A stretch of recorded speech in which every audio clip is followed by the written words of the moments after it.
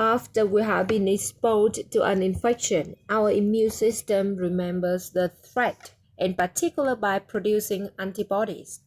These are proteins that circulate in the blood and throughout the body.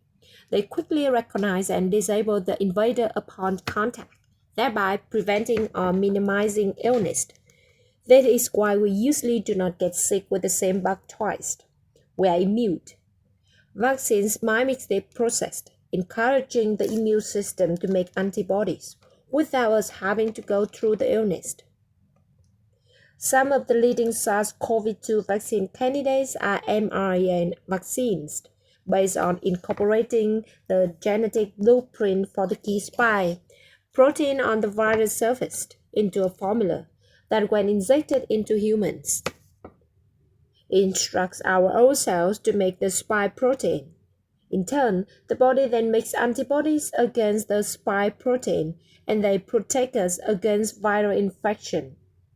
This strategy is far the more traditional approaches, which often involve generating weakened or inactivated forms of a live virus, or making large amounts of the spike protein to determine whether they can prompt an antibody response.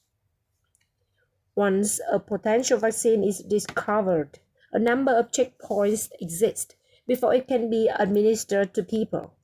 First are preclinical tests, which involve experiments in a laboratory and with animals. Scientists must ensure the vaccine candidate is not only effective but also safe. For example, an antibody response to an imperfect vaccine could, under extremely rare circumstances, end up increasing the danger of becoming infected.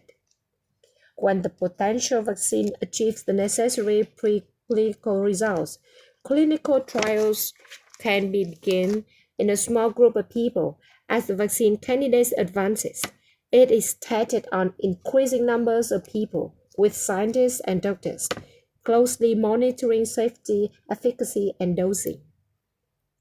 Upon successful completion of clinical trials, the vaccine candidates might be reviewed and approved by regulatory agencies, such as the FDA, before large-scale manufacturing and distribution gets underway, and the licensed vaccine is administered widely.